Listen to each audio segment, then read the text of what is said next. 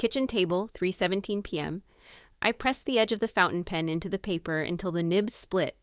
The name, Nathaniel M. Graves, bled out slowly, letter by letter, under the ink. It wasn't the first time I'd erased a child from something permanent. That afternoon, the lawyer was waiting in the next room. Dining room, early afternoon. Sunlight hitting the untouched plate across from me. The roast had gone cold. I hadn't touched it. Neither had the chair across from me, the one I set out every Tuesday. Habit. Or maybe something else I didn't want to name. I held the draft of my will with both hands, elbows anchored on the table. The paper was thick, textured, the kind rich people used when they wanted their last words to sound like gospel. Mine were simple. 3 children, 2 names circled in black, 1 name crossed out in red, Nathaniel M. Graves.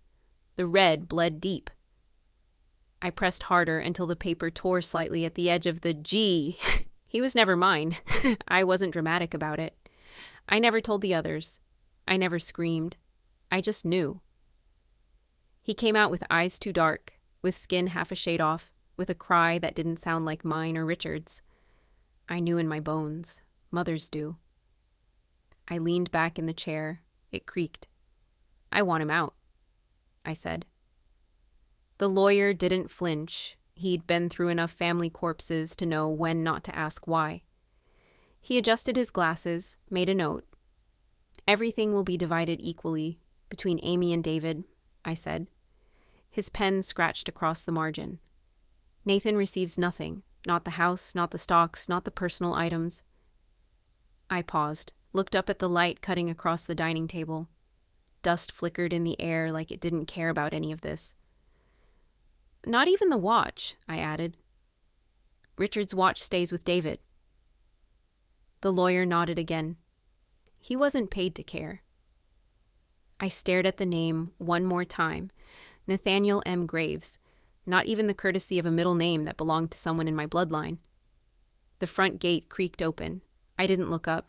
He came every week now. Never rang the bell. Just stood out there, waiting. Sometimes with groceries, sometimes with nothing. I watched him from the upstairs window once. He stared at the front door for 11 minutes, then left. I never invited him in. I never yelled. Just silence. It was cleaner that way. He never asked why. Maybe he knew. Maybe he felt it, like a dog sensing the fence it wasn't supposed to cross. Or maybe he just wanted to make me feel something. That part I refused to give him. My fingers stiffened around the pen again, chest tight, breath shallow, like something heavy was sitting just beneath the ribs. The lawyer cleared his throat. Would you like to initial the change? I nodded, signed it, right next to the red line. I'll have the revised version ready next week, he said. Stood, smoothed his coat. The plate on the other side of the table still sat untouched. I reached for it, pulled it closer, then pushed it away again. Outside, the gate creaked once more. I didn't turn. I told him, I whispered, not to anyone. He gets nothing. But he kept coming back. Front porch, 6:40 p.m. Autumn light fading fast. I was locking the screen door when I heard the gravel shift. Slow, deliberate steps. Not rushed, not hesitant. Just, sure. Nathan. He stopped at the bottom of the porch steps. Same jacket, same silence. I didn't move. I didn't greet him. There was nothing to say. He took a sealed envelope from his pocket and held it out. White, standard-sized. The kind people send bills or court notices in, something that means, you can't ignore this. I stared at it. Didn't take it. What is it? I asked, and a test, he said. I want you to read it. My eyes stayed on the paper. I didn't blink. What kind of test? DNA. Of course. I almost laughed, not from amusement, just the kind of laugh that keeps your throat from locking shut. That's a waste of money. I didn't do it for you. I took a step forward, not to take it, just to look at him. His face was unreadable, not angry, not pleading, just quiet, focused. Still chasing shadows? I asked. No, just trying to drag one into the light. His hand was still outstretched. I looked at it. Finally reached for the envelope. My fingers brushed his, cold, damp. I don't know if it was from sweat or the air or something else. The envelope felt soft, like it had been held too long. I held it between two fingers, like something fragile or contaminated. You think this changes anything? It changed something for me, he said. That's enough. I wanted to throw it back at him, not out of rage, out of exhaustion, but I didn't. I just stood there. You got my DNA without asking, I said flatly. You left your toothbrush in the trash.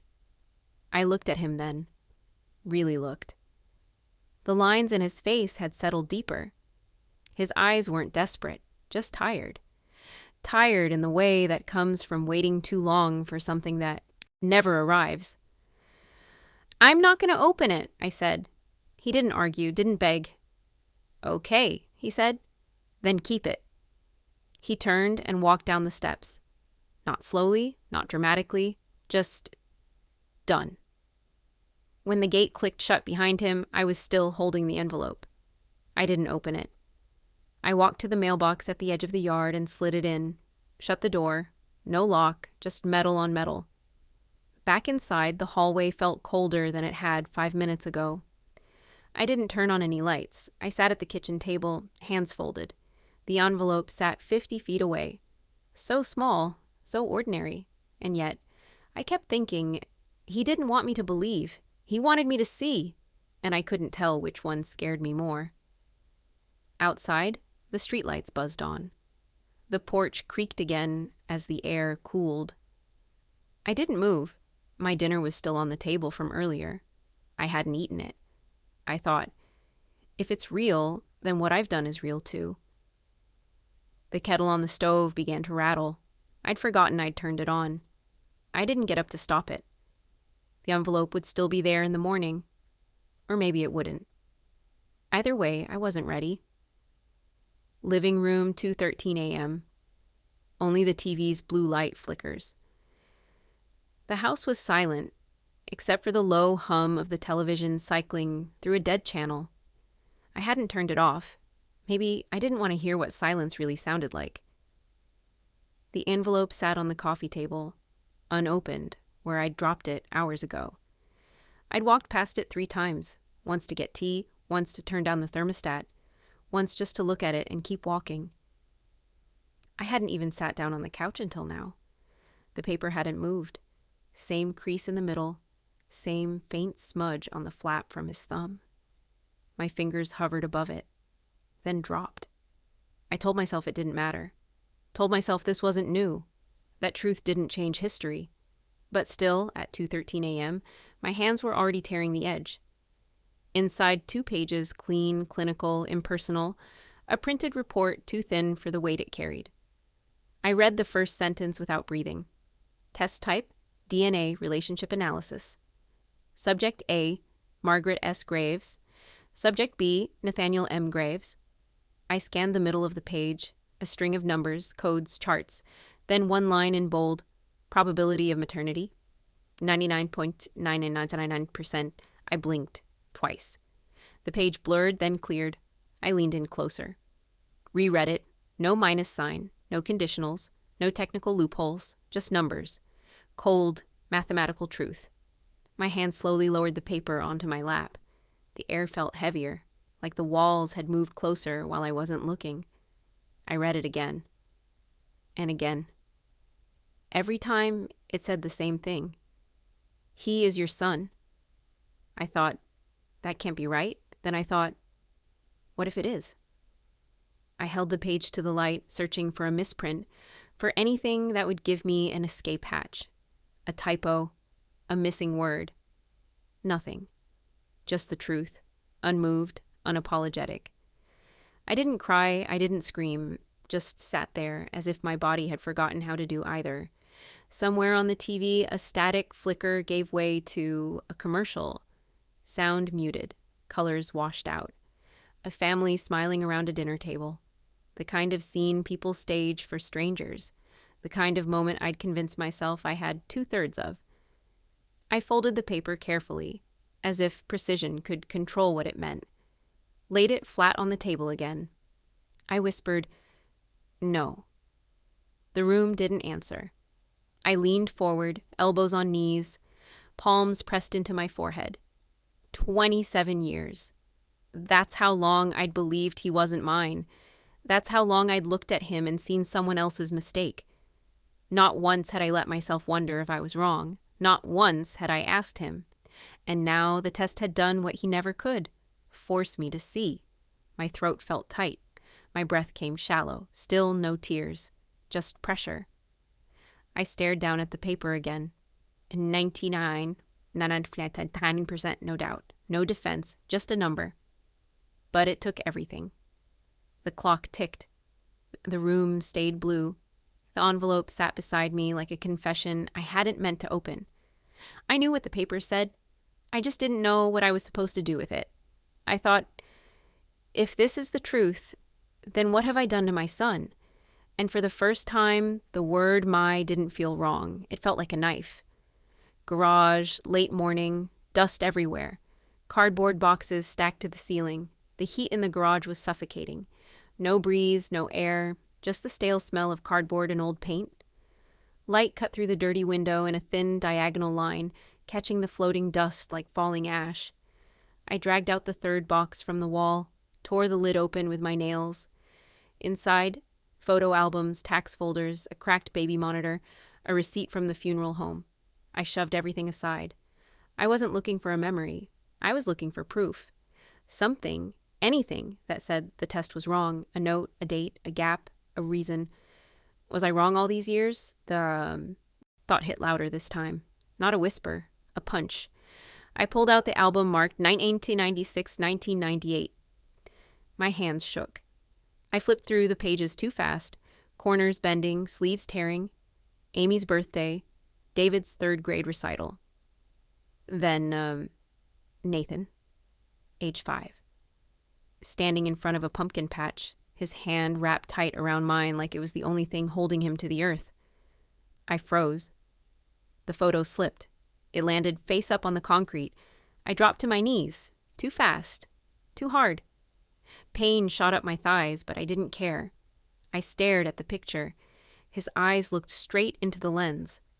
My hand gripped his so tightly, the skin around our knuckles was white. I couldn't breathe. Not because of the dust, because something inside me was coming undone, slow and irreversible. I whispered, "God, what did I do to you?" No answer. I picked up the photo and kept going, pulled more albums, hospital records, insurance files. I read every line like they could save me. Birth certificate, signed by Richard. No dispute. Hospital discharge summary, my name on the primary contact line. Nurse's note. Infant returned to room 203, mother resting, father stepped out for formula. 2 out of 3 was my room. I remembered that nurse. She'd asked if I wanted to hold the baby again that night. I said no. I told her I was tired. That was the third night. I had said no to my son. Not because I hated him, because I didn't believe he belonged to me. I grabbed the nearest box, flung it open. Diapers still in plastic. A baby blanket yellowed at the edges. His name sewn on the corner in blue thread. Nathaniel. I stared at it. Why would I have sewn his name? I didn't remember doing it.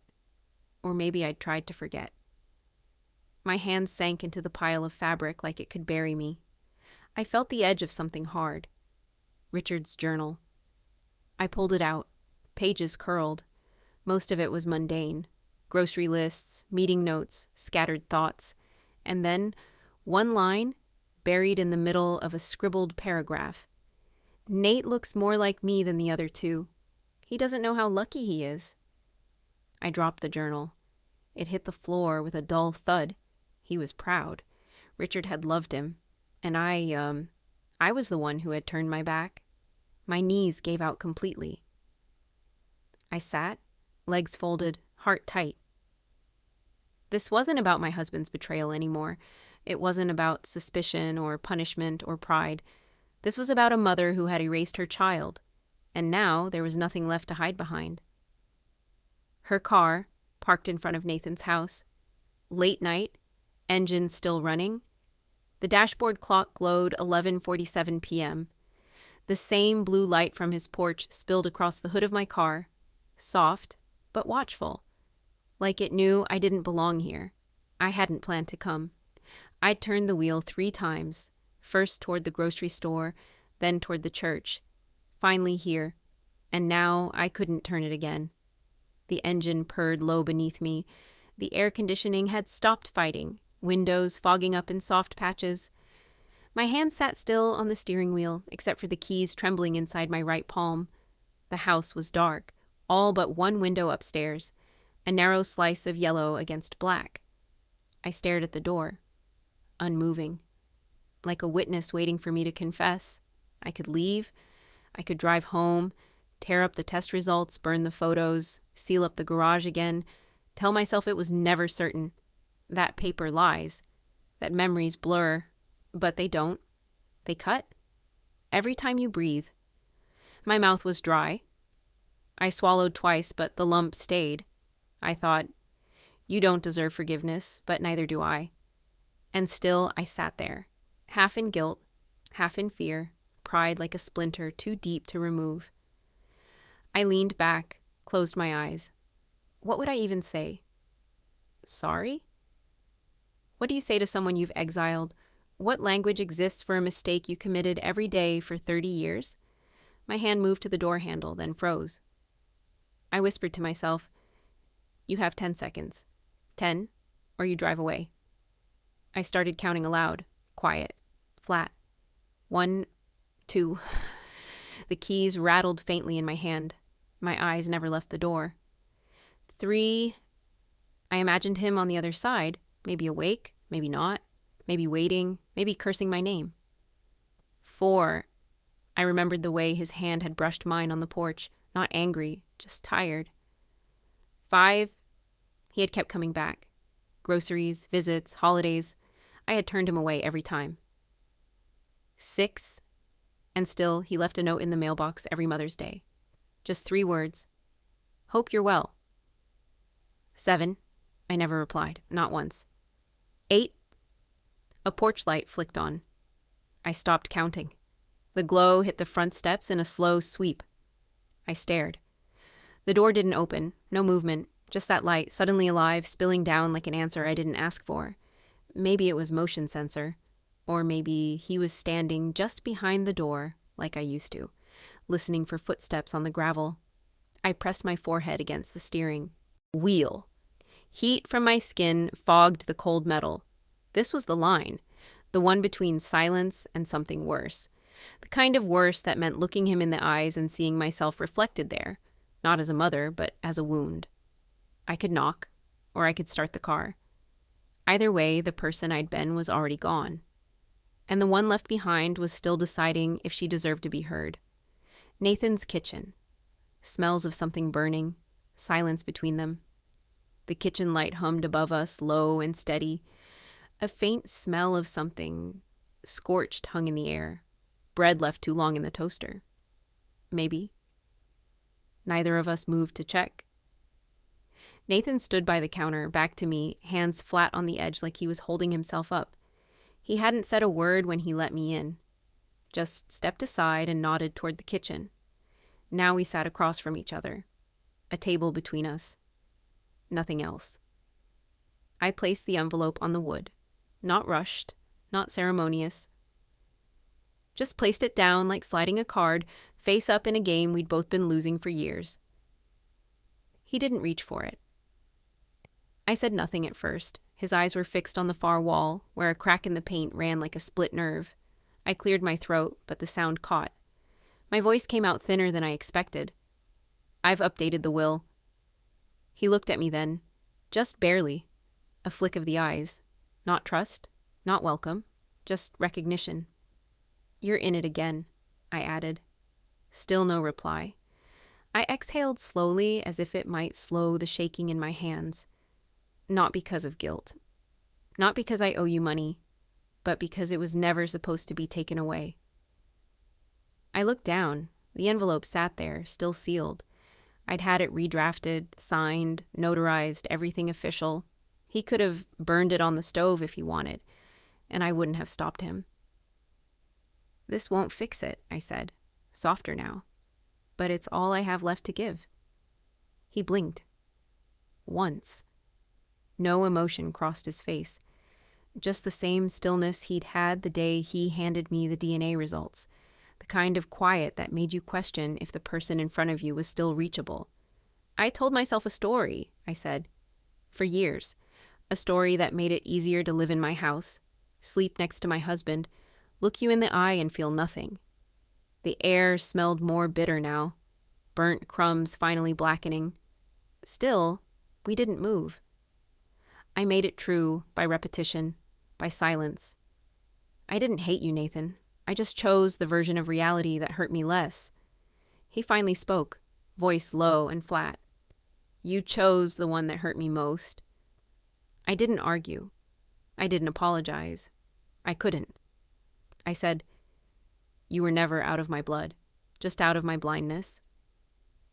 He looked down at the envelope, tapped it once with a knuckle, then left it untouched. We sat in that silence with only the smell of char and regret between us. He didn't thank me. I didn't expect him to. Some things you don't get to be thanked for. Some sins are too old to scrub clean. You just offer what's left, knowing it will never match what was taken. I stood to leave. He didn't stop me. At the door, I turned once more. "If you ever want to talk," I said. "Or not talk, just be." He gave a short nod. That was all. I stepped into the night. The door closed behind me with the softest click. Not a slam. Not a welcome. Just the sound of a chapter ending without punctuation. Backyard. Weeks later. She watches from inside as Nathan plays with his own son. The window glass was clean. I'd wiped it that morning, twice, as if removing smudges would make things clearer. Outside, the sky was pale and flat. Dry leaves scraped across the patio in small, skittering circles. Nathan stood near the sandbox, crouched low, laughing at something his boy had said. I couldn't hear the words, just the shape of joy on his face. I didn't move, didn't open the door. I just watched from behind the curtain, half hidden, like a thief in my own house. His son, brown-haired, loud, fearless, was dragging a plastic dinosaur through the dirt. Nathan leaned in, added a second one. The boy squealed. Called out a name. Not mine. "She's here!" the boy shouted, pointing toward the driveway. A woman appeared, mid-50s, maybe younger, a cardigan draped over her shoulders, silver earrings, soft arms, easy smile. He ran to her, threw himself into her chest. "Grandma!" The word hit like an open palm. I didn't blink. She bent down, kissed his hair, handed him a juice box from her bag. Nathan smiled at her, said something. Her hand grazed his shoulder. They looked like a family. Seamless. I stayed still. They didn't see me. Or maybe they did, and turned away.